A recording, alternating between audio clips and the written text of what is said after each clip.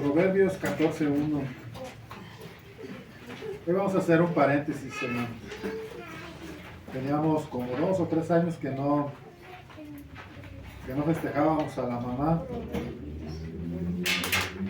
14:1. Sí, Proverbios 14:1. Hoy quiero dedicar este mensaje o este pequeño mensaje a las madres que están aquí. ¿Cuántas son mamás aquí? Amén. 2, 4. Bueno, y unos en vías de ser todavía. Pero bueno, nos hizo falta Pati nada más.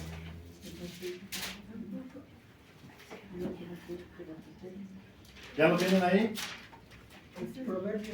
14:1 dice, es un proverbio muy conocido.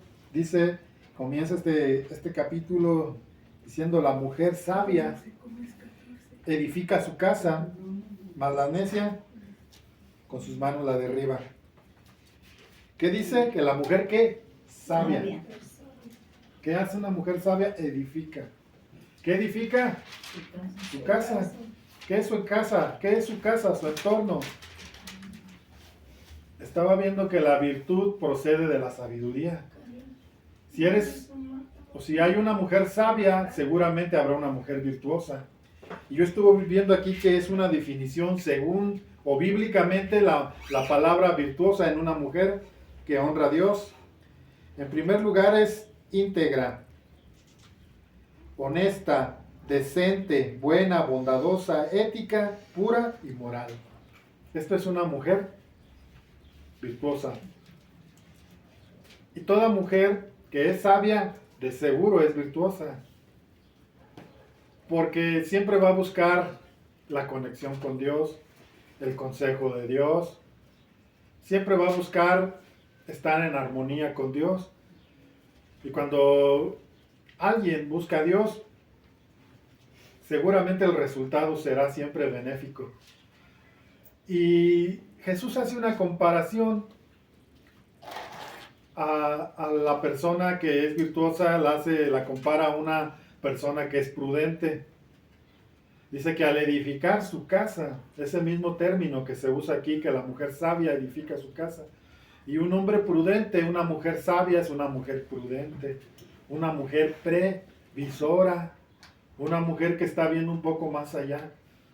Y esto es parte de la virtud, ser previsores.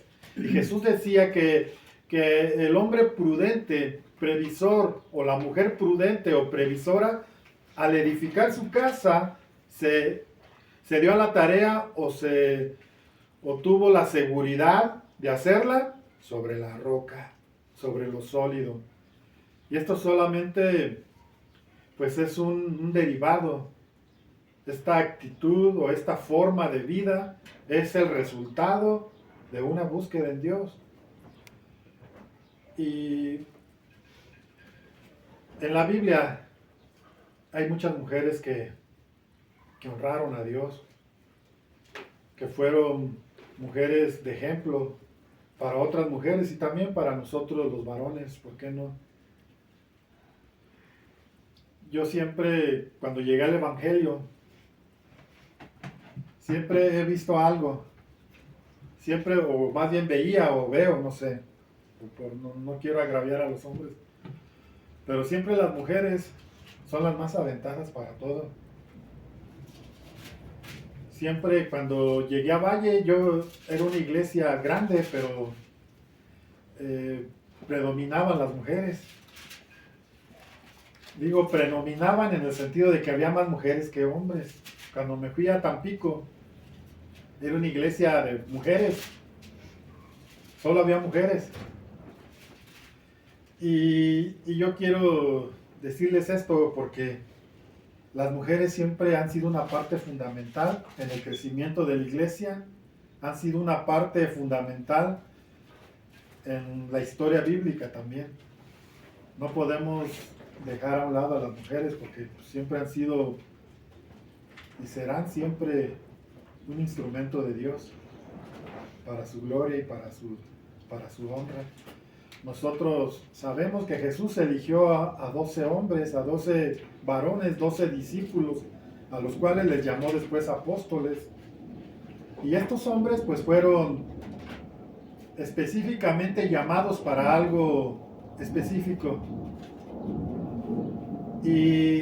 Pero nosotros podríamos pensar que Dios siempre, o que Dios hace alguna excepción, la verdad no. Aparte de esos 12 varones que fueron llamados discípulos de Jesús o apóstoles de Jesús, también había mujeres. Y las mujeres también tenían una parte fundamental en la obra ministerial de Jesús. Eran un apoyo para él. Las mujeres eran pues un pilar. Y me gustaría iniciar con este versículo. Vamos a buscar por ahí creo es Marcos.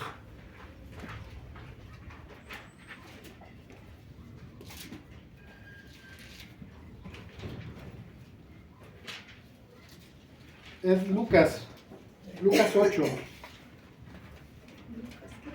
Lucas 8. 2 y 3, fíjense lo que dice. Dice, y algunas mujeres habían sido sanadas de espíritus malos y de enfermedades. María, que se llamaba Magdalena, de la que habían salido 7 demonios, y Juana, mujer de Chuza, mayordomo de Herodes, y Susana, y otras muchas que le ayudaban con sus bienes. ¿Qué hacían estas mujeres? Aparentemente no se veían. Aparentemente los discípulos eran los únicos que llevaban la carga o que ayudaban a aligerar la carga de Jesús, pero no. Aquí dice que estas mujeres también lo seguían. Estas mujeres también habían dejado por un tiempo su casa, habían dejado, no sé si a sus hijos, pero aquí habla de estas ciertas mujeres, María Magdalena, ¿quién más? ¿Quién más era? Juana, mujer de quién? Susana. Juana, mujer de Chuza, y Susana, la esposa del mayordomo de Herodes. Dice que estas mujeres apoyaban, y entre otras, porque no dice que nada más estas 3, entre otras mujeres, ¿cuál era la labor de ellas? La administración, dice. Aquí dice que tenían, que dice con sus propios recursos sostenían de Jesús y sus discípulos. ¿Qué hacían las mujeres? ¿Por qué les digo que era fundamental lo que ellas hacían? ¿Por qué? Porque dice aquí, aquí en esta versión dice que ellas con sus recursos, con su dinero, o con lo que ellas trabajaban, o con lo que ellas hacían con sus manos, de esta manera ellas sostenían no solo a Jesús, sino también ¿a quién? A sus discípulos. ¡Qué hermoso! Yo no sé cómo Dios tiene sus planes, y dentro de sus planes cómo Dios obra y hace que las cosas se den, y cómo Dios usa instrumentos con una determinación y con una decisión de servir a Dios. Dice que estas mujeres trabajaban, o de lo que ellas poseían, quizás vendían algo y decían, ¿sabes qué? Estamos viendo que el crecimiento del evangelio necesita de recursos, no los hay. El maestro está de tiempo completo.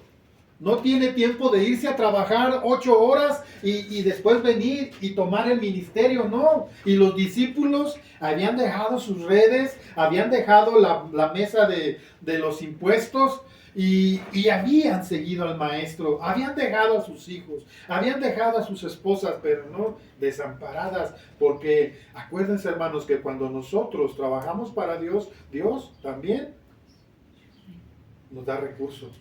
Entonces, vean cómo Dios usó a estas 3 mujeres específicamente, pero había más que se ponían de acuerdo. Quizás los lideraba María Magdalena, o quizás Juana, la mujer de Chuza, o a lo mejor Susana.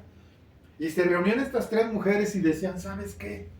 Necesitamos apoyar la obra. ¿Ahora qué hacemos? Pues sabes que yo tengo 3 puerquitos, pues véndelos. Bueno, allá no había puerquitos. Y 3 corderos.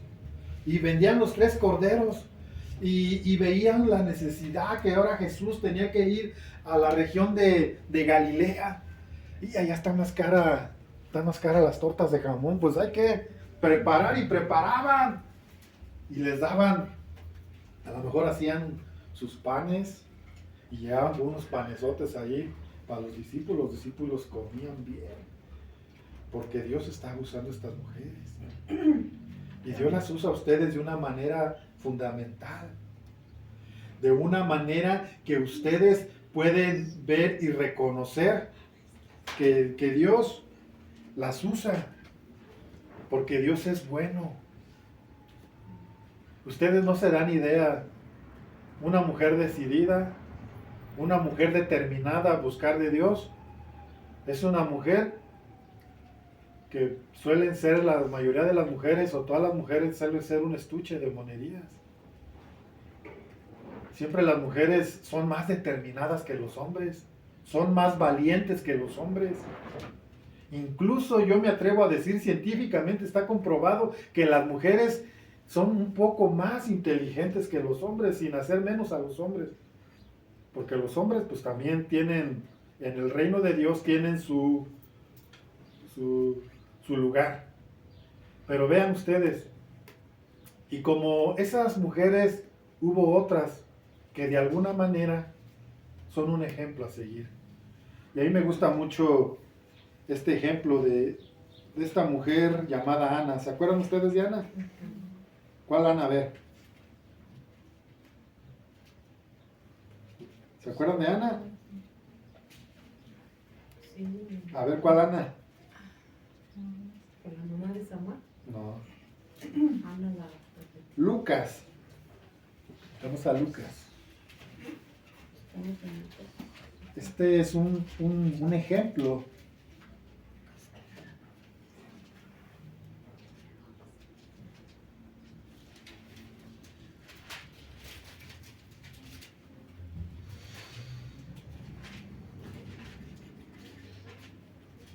¿Ya lo tienen? Lucas 2.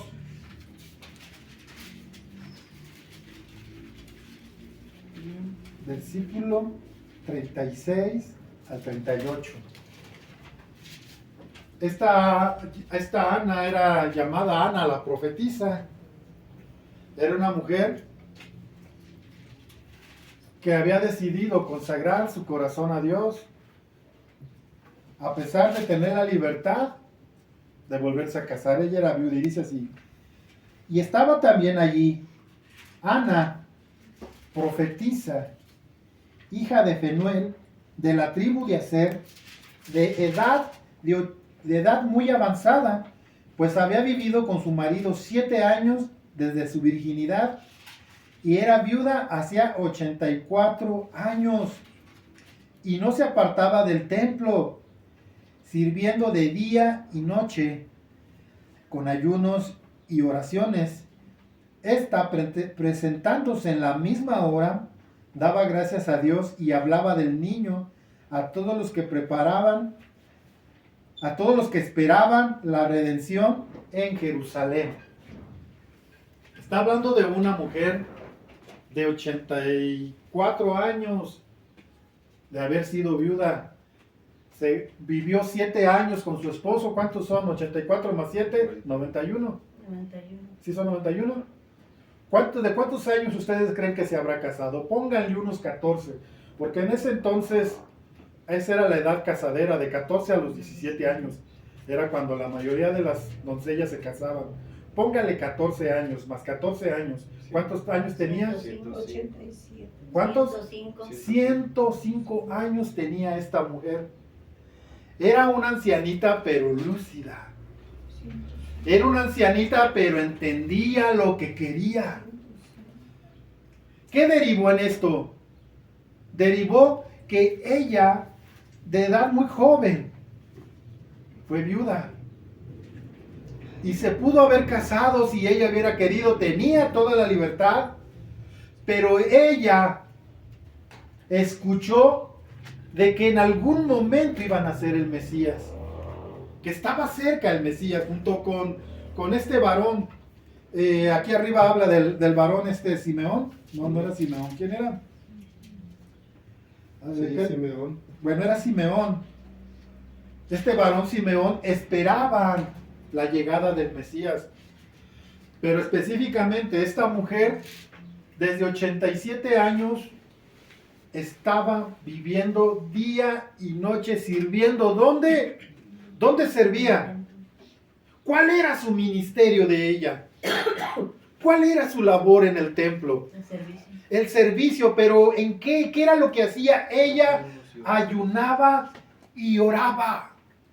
Muchos pueden decir, ese no es un ministerio. Claro que lo es, si Dios lo llama específicamente a esto. Es una labor que Dios le dio, que era orar. ¿Por qué oraría esta mujer? ¿Cuál era su principal necesidad o enfoque en su oración? ¿Cuál era? ¿Saben cuál era? Que los hombres y las mujeres pudiesen encontrarse y que preparasen el camino o su corazón para la llegada del Mesías. Esta era la labor de esta mujer, pero aquí lo que quisiera yo exaltar o más bien señalar un poco más es que ella se despojó. Se despojó de una vida que tienen por delante. Mucha gente puede decir, tienes una vida por delante, haz de tu vida lo que tú quieras, eres joven, puedes hacer lo que tú quieras, aprovecha tu juventud, aprovecha eso que tienes, esa libertad que tienes, aprovéchala. Mas sin embargo, ella decidió voluntariamente consagrar su corazón a Dios, a la oración y al ayuno. ¿Y cuál fue el premio? Nadie que busque a Dios pasa por desapercibido. Nadie que tenga la intención de honrar a Dios pasa por desapercibido para Dios. ¿Cuál fue el premio? Tenía más de 100 años, igual que Simeón. Eran dos hombres muy ancianos que tenían en su corazón un deseo, y su deseo era ver la redención de Israel. ¿Cuál era la redención? La llegada del Mesías. Y dice que ella estaba allí. Cuando alguien busca a Dios, constantemente está vigente. Ella tenía la vigencia en ese momento de estar en el lugar apropiado y a la hora señalada. Ella estaba ahí porque estaba vigente para Dios. Porque ella, nadie que decida honrar y dedicar su vida y su corazón a Dios va a pasar por desapercibido para Dios.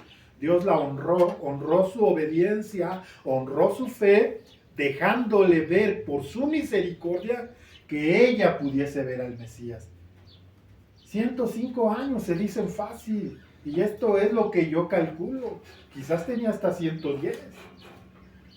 Era una ancianita, y a la edad de 100 años la mayoría, si es que los llegan a vivir, la mayoría de las personas no tienen tanta fortaleza, pero Dios preservó el corazón jovial en esta mujer.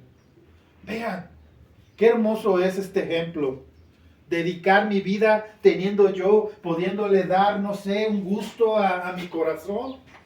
Teniendo la libertad en Dios de elegir quizás casarme otra vez. O quizás disfrutar, entre comillas, mi libertad. Entre comillas.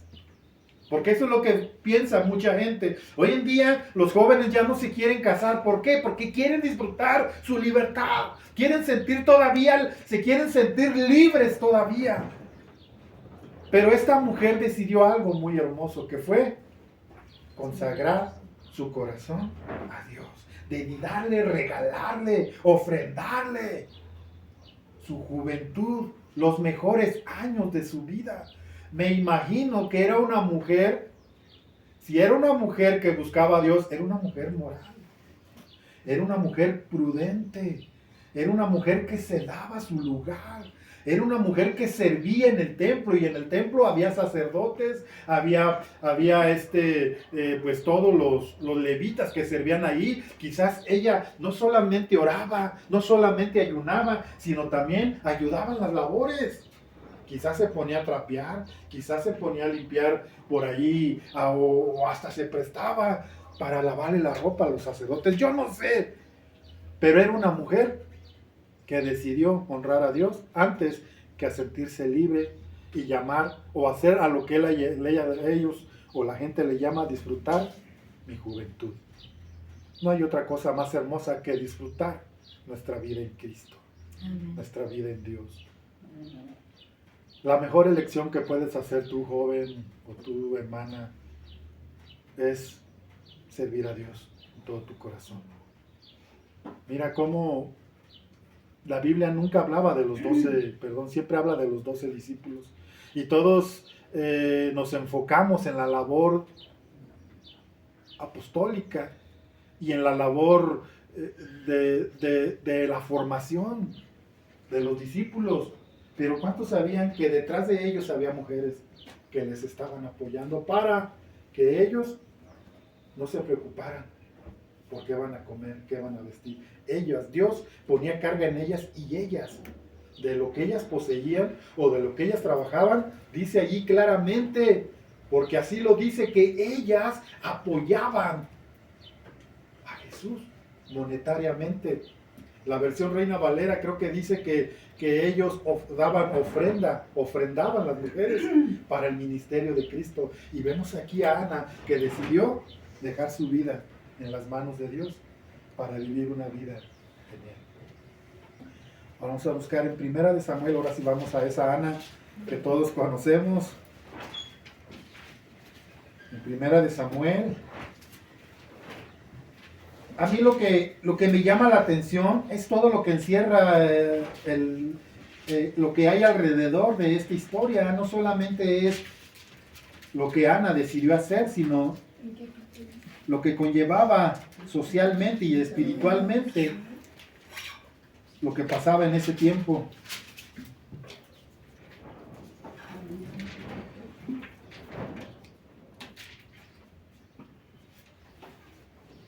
Bueno, vamos a hablarlo así en términos, en rasgos largos o a grandes rasgos. Esta mujer Ana era una mujer que tenía un problema físico, y su problema era esterilidad. Había una frustración en ella.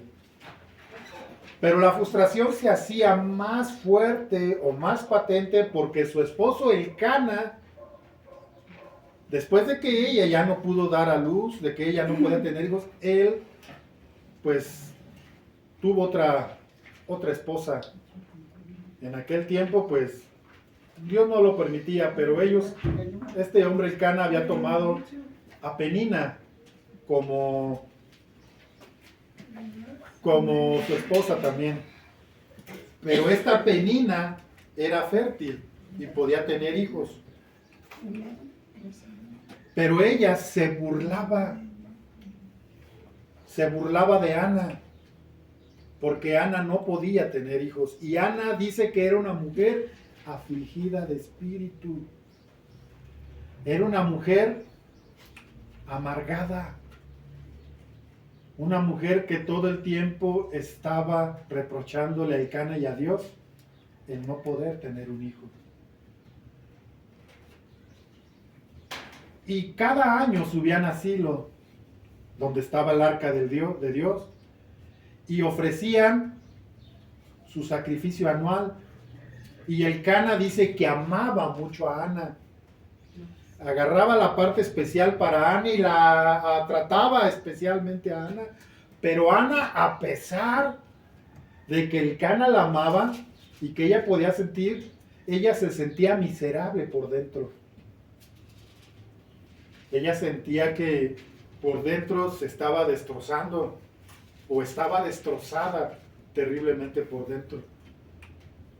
Y cuando una mujer está destrozada por dentro, una mujer o un hombre siempre van a sacar a flote lo que son por dentro. ¿Y cómo lo sacaba esta mujer? Con una tristeza que se podía notar. Pero un día decidió luchar con Dios. Y fue y se postró delante de Dios. Y comenzó a llorar amargamente, y comenzó a descargar en Dios todo lo que había en su corazón, toda su tristeza, toda su amargura, derramó su corazón delante de Dios, que no pasó por desapercibido para Dios. Incluso el sacerdote Elí, cuando la vio tan decidida, la vio tan aferrada, la vio que había un denuedo en su corazón por tocar el corazón de Dios, que le dijo: mujer, digiere tu vino, no estés aquí emborrachándote. Yo no sé qué hacía, pero el sacerdote Elí la tomó por ebria, por borracha. A lo mejor llegó el momento en que sacó toda su frustración, que comenzó a gritarle a Dios: Dios, por favor, te necesito, ven, sana mi corazón. Quizás era tanto así que Elí la vio como una borracha y ella dijo: no, Señor, tu sierva no está borracha como tú piensas, sino que yo soy una mujer afligida de espíritu, de amargura de corazón, porque no puedo tener hijos. Pero dentro de su oración ella desafió a Dios y le dijo: si tú me das un hijo, y específicamente varón, te lo voy a regresar. Si tú me das un hijo, lo voy a dedicar a ti todos los días de su vida. Pero mira el entorno. Si tú lees el capítulo 2 y el capítulo 3 de Primera de Samuel, nos está hablando que había una crisis espiritual de liderazgo. Había una crisis en Israel porque Dios no hablaba con frecuencia, porque no había quien se pusiera delante de Dios y fuese un fiel profeta de Dios. Dice que los hijos de Elí desconocían a Dios, no conocían a Dios. Eran hombres impíos, eran hombres que voluntariamente rechazaban a Dios, y lo único que hacían era usar ese ministerio o usar ese llamado que tenían para enriquecerse ellos personalmente. Lo usaban para términos personales. Y no había visión, no había palabra de Dios con frecuencia, porque no había un vaso donde él se pudiese expresar. Necesitaban un varón, una persona dedicada a Dios. Y Ana le dice: yo te lo voy a dedicar todos los días de su vida. Y no solo eso, sino que también haré un pacto contigo, y ese pacto, o ese voto, voy a hacer un voto con Dios, y ese niño también tendrá un voto nazareo. Entonces, era dedicado a Dios. Y cuando el profeta le dice: levántate y ve, y que el Señor haga contigo conforme a lo que hay en tu corazón. Y esta mujer se fue, se sintió libre, descansó y se fue a su casa. Se llevó su esposo a ella y tuvo un hijo varón. Y pasó el tiempo. Al siguiente año ella no fue. Pero al tercero llegó con un niño de 2 años. Y llegó y le dijo al sacerdote Elí: esta era el niño por el que tu sierva oraba a Dios. Y tu sierva le dijo a Dios que si Dios le daba un hijo varón, lo iba a dedicar a Jehová todos los días de su vida. Y aquí está el niño. ¿Se imaginan una mamá deseando un hijo con todo su corazón,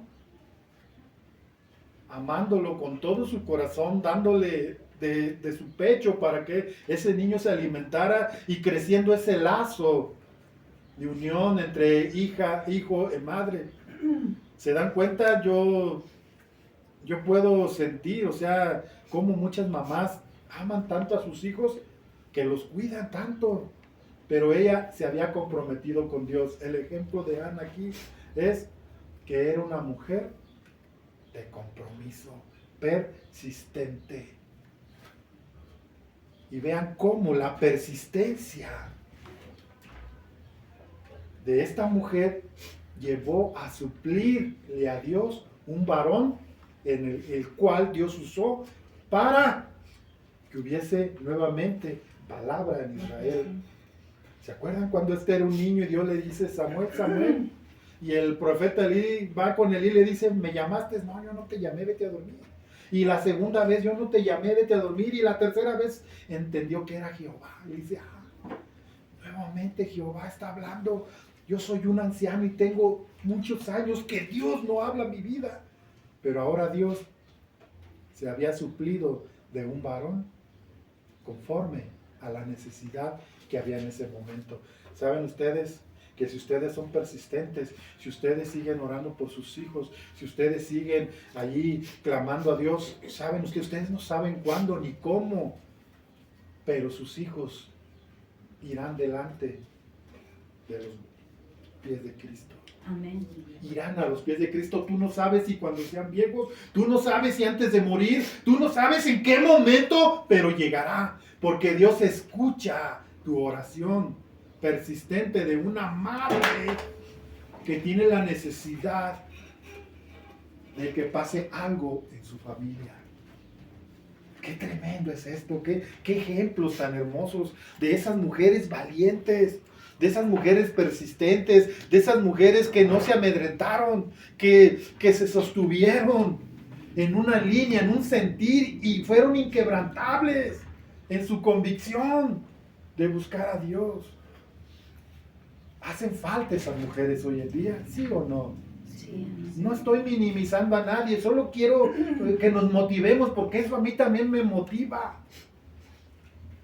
Eso a mí también me hace sentir la necesidad de irme y seguir luchando en la oración. Seguir ahí en el lugar secreto, peleando la batalla.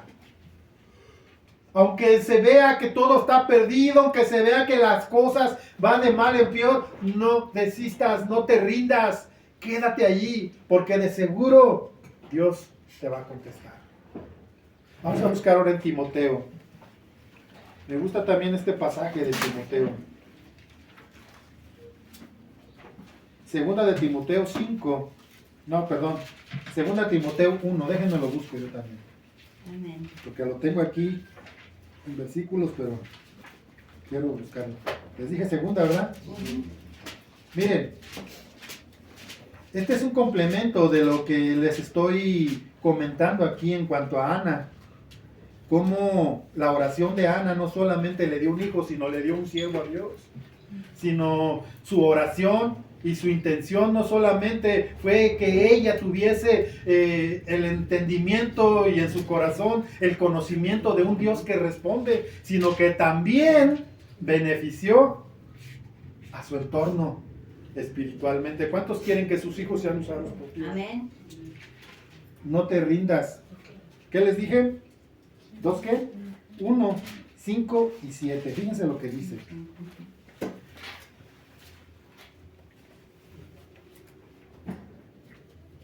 Dice, trayendo a la memoria la fe no fingida que hay en ti. Segunda de Timoteo 1, vamos a leer desde el 3. Dice así, doy gracias a Dios, al cual sirvo desde mis mayores con limpieza, con limpia conciencia, de que sin cesar me acuerdo de ti en mis oraciones.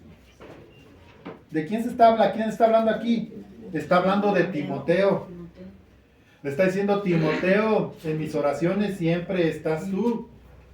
Pero el apóstol Pablo nos abre el panorama y nos enseña qué importante es que haya un ejemplo o que haya una persona que te inspira para que tú también seas de esa consistencia y de ese deseo de buscar a Dios. Dice así, 4, deseando verte al acordarme de tus lágrimas. ¿De qué se acordaba? De la sinceridad de Timoteo. ¿Al qué? Al recordar tus lágrimas. Lágrimas de sinceridad, lágrimas de soportar, lágrimas de sufrimiento. Pero mira lo que dicen. Para llenarme de gozo. ¿Qué producía Timoteo en la vida de Pablo? Proyectaba o le producía gozo de ver qué, de ver a alguien buscando esa fe, a alguien caminando en esa fe, y no era un cualquier alguien, era un joven.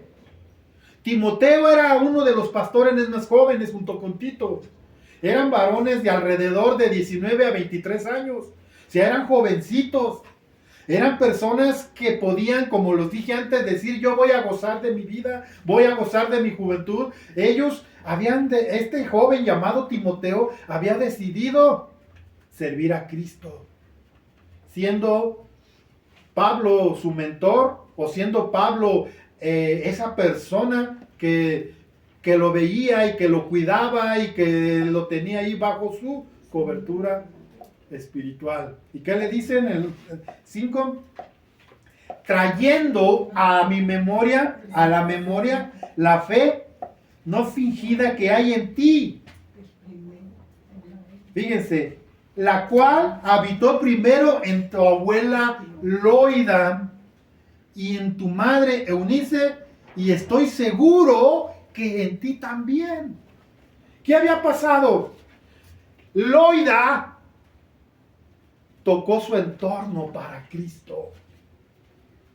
Porque no solo había una fe, una confianza en Dios sincera en ella, sino que no solo fue en ella, sino que también esa forma de vida, esa inspiración, ese ejemplo lo llevó a Eunice. ¿Quién era Eunice? La mamá de Timoteo. Y la mamá de Timoteo, ¿a quién se lo transmitió? A Timoteo.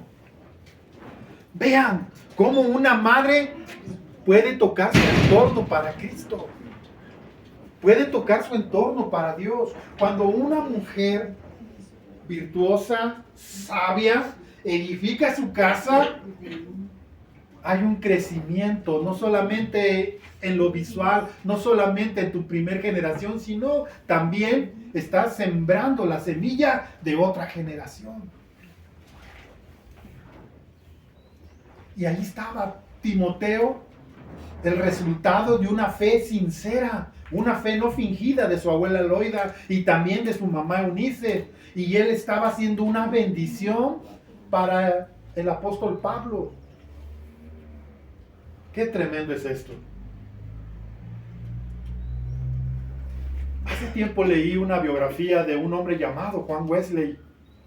Juan Wesley fue un hombre que vivió en 1700, entre 1800. No recuerdo exactamente.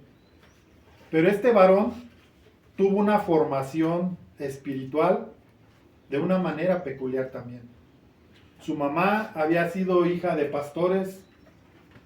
Y su mamá, Susana Wesley, cuando se casó, eran muy pobres y su esposo era pastor, pero ellos no tenían el dinero suficiente para mandarlos a la escuela. Ella leyendo cómo los niños en la Torá, a la edad de 5 años, tenían que saberse la Torá, tenían que saberse la ley de Moisés. De memoria, un niño de 5 años, nosotros podemos minimizar la capacidad intelectual de un niño a los 5 años. Pero Dios le dijo a Israel: enseña a tus hijos ponen los dinteles, ponen las paredes. Tus hijos tienen que saber, pon allí la palabra para que ellos la aprendan y enséñaselas. Y dice que esta mujer, Susana Wesley, les enseñaba a la edad de 5 años, les enseñaba a leer y a escribir con la Biblia. Ellos no iban a la escuela, pero preparó hombres intelectuales. Juan Wesley fue conocido como uno de los hombres pioneros del metodismo, de la denominación metodista, que floreció y que trajo mucha bendición para las colonias recientes formadas en Estados Unidos. Juan Wesley, Carlos Wesley y otros más venían de Inglaterra y traían la palabra de Dios a Nueva Inglaterra, que es la colonia de Estados Unidos en aquel tiempo. Pero miren, ¿cómo puede ser tocada una generación cuando una mujer es valiente y esforzada? No estoy diciendo que la mujer tiene que tomar el lugar que por obligación tiene el hombre, no, pero es un complemento. Cuando Dios llama a Adán, Dios vio que Adán estaba solo y le dijo, le haré su ayuda complementaria, su ayuda idónea, ideal. ¿Y cuál fue la labor de Eva? Ser el complemento. Y en la casa, las mujeres normalmente son las que más viven con los hijos, o las que más comunicación o más tiempo viven con los hijos. Por eso las mujeres, la Biblia dice que la mujer sabia, por eso habla de la mujer virtuosa, porque es la que está allí, es la que está dando una formación estructural, emocional. Claro que los hombres tenemos una labor especial y ¿cómo se podría decir? Encabezando la familia. Claro que sí, es un complemento, o vuelvo a decir, el hombre debe de hablar con el ejemplo y la mujer normalmente siempre enseña. Entonces es un complemento, los dos enseñan. Pero vean cómo aquí no es nombrado nunca el esposo de Eunice ni el abuelito de Timoteo, no porque Dios haga alguna excepción, no, sino porque había genuinidad en esta mujer. Y si tú eres genuina delante de Dios, habrá resultados. Porque la mujer sabia siempre va a edificar su casa. Pero ¿qué es lo contrario a sabia? Necia, más la necia, ¿qué hace? Con sus manos la tira. Entonces ustedes tienen mucho por hacer y una decisión muy fuerte que tomar. Y no solamente es el complemento de los hijos, también una mujer que busca a Dios puede ser una ayuda esencial para el esposo. Vamos a ver, hay muchos ejemplos, por ahí me gusta este. Vamos a buscar ahí en Mateo.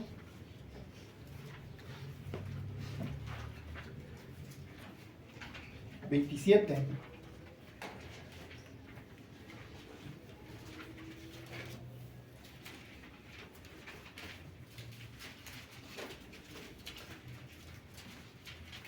Mateo 27, 19.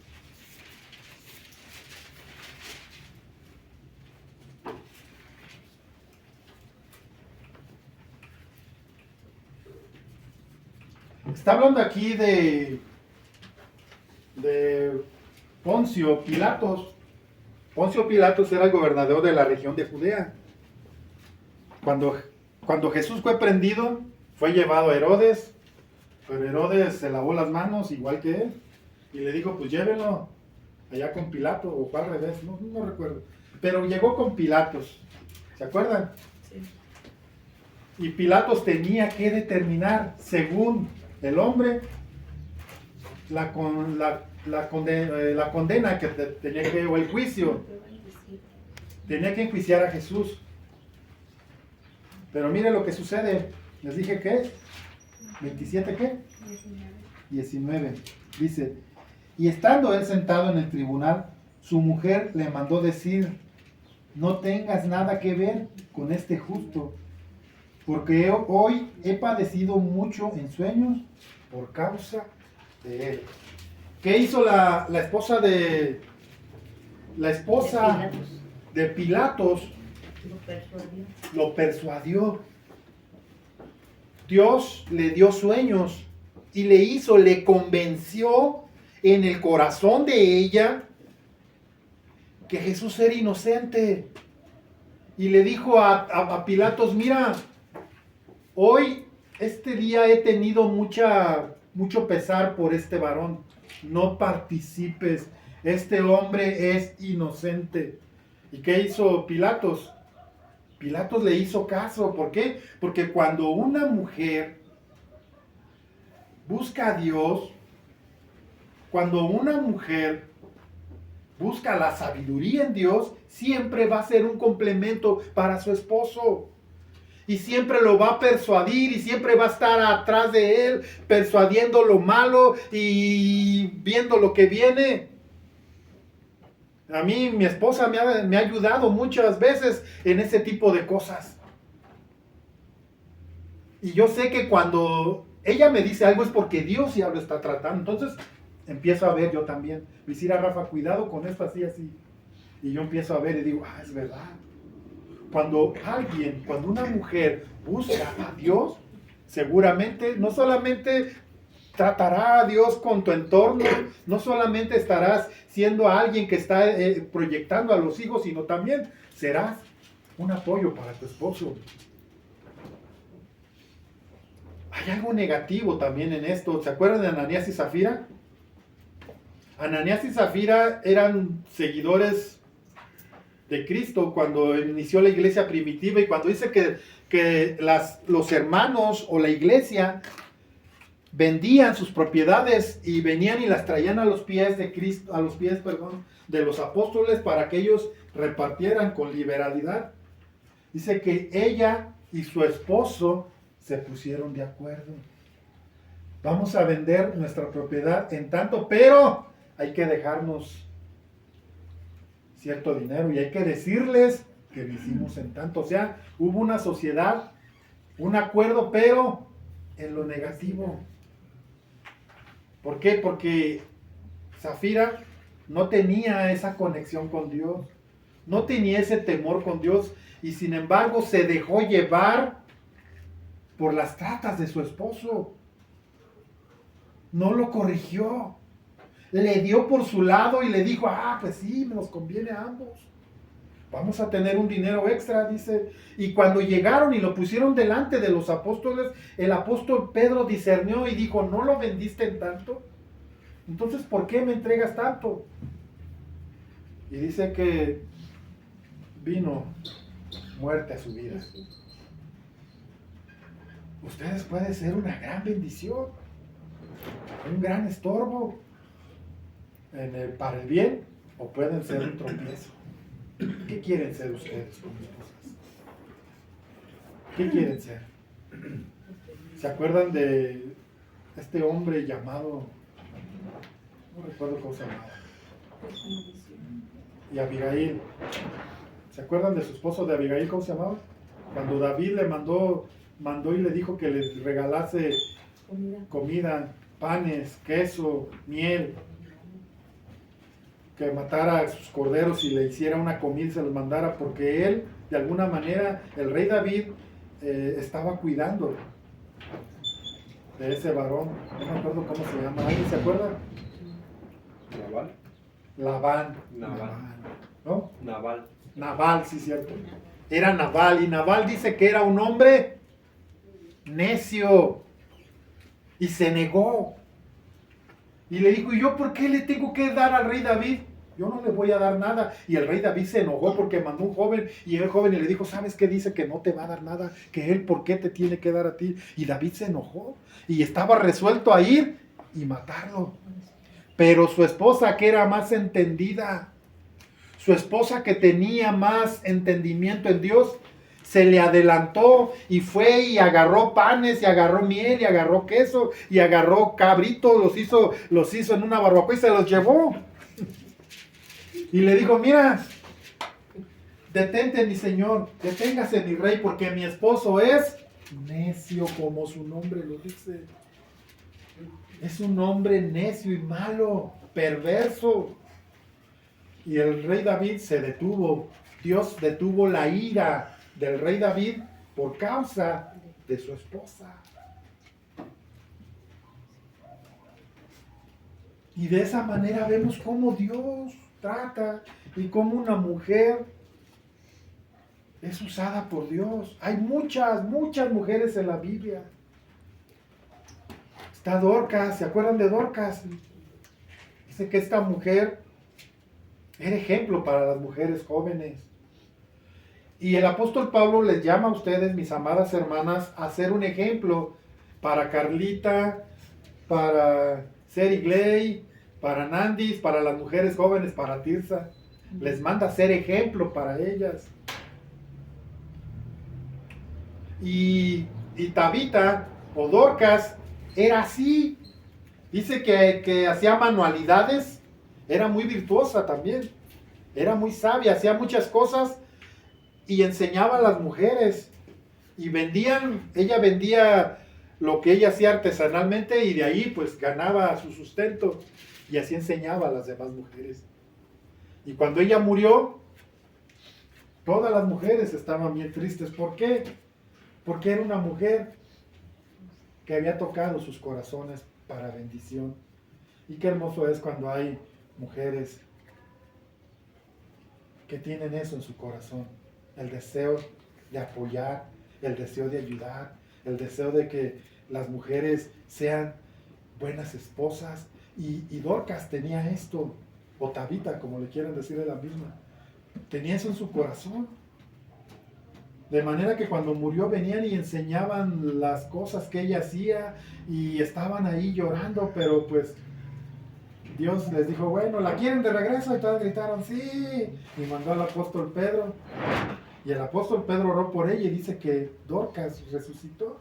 Dijo, bueno, me quedé con la chambrita a medias, les voy a enseñar ahora el punto de cruz para que ya cuando yo me muera ustedes ya hayan aprendido todo. Así era en el corazón de estas mujeres. Y pues hay muchos ejemplos más, que podríamos pasarnos aquí otra media hora quizás, o más tiempo, hablando de Esther. ¿Se acuerdan de Esther? Si perezco, que perezca. ¿Por qué decía esto? Porque en la costumbre de Media y Persia, los reyes siempre tenían como un bastón o una vara. ¿Cetro? Un cetro, más bien era eso, un cetro. Y ellos acostumbraban que si alguien iba sin ser llamados a la corte real y le molestaba al rey o el rey se incomodaba, dice que incomodar al rey o contaminar al rey de tristeza, para ellos era pena de muerte. Pero en esa ocasión dijo Esther, ve, no me llamó el rey, pero voy a ir. ¿Y cuál era el motivo? Que había una confabulación o Un decreto. sí, en contra de Israel, en contra de los judíos. Iban a matarlos a todos en un día específico. Pero ella dijo, si perezca, que perezca. Y fue delante del rey y dice que el rey extendió su cetro en forma de gracia, halló gracia delante de los ojos del rey. Y el rey le dijo, pídeme lo que quieras y hasta la mitad de mi reino te doy. ¿Qué hizo eso? ¿Su valentía? Claro, pero ¿sabes qué fue parte de su valentía? Lo determinada que era esta mujer. Que dijo, vamos a ayunar y vamos a orar para que Dios nos abra las puertas, para que nuestro pueblo no sea destruido. Y seguimos y vamos a encontrar mujeres y mujeres llenas de Dios, llenas de sabiduría, llenas del Espíritu Santo. Y si le hurgamos aquí también hay mujeres llenas de Dios, llenas de sabiduría y del Espíritu Santo. Pero ¿saben qué les hace falta? La valentía. Determinación. Valentía y determinación, ¿ya ven? Eso nos hace falta a todos. Les hace falta volver al lugar secreto, hermanas. Sigan con lo que iniciaron un día. Sigan porque Dios las escucha. Dios escucha el corazón de ustedes. Amén. Cierre sus ojos, vamos a orar. Si alguien cree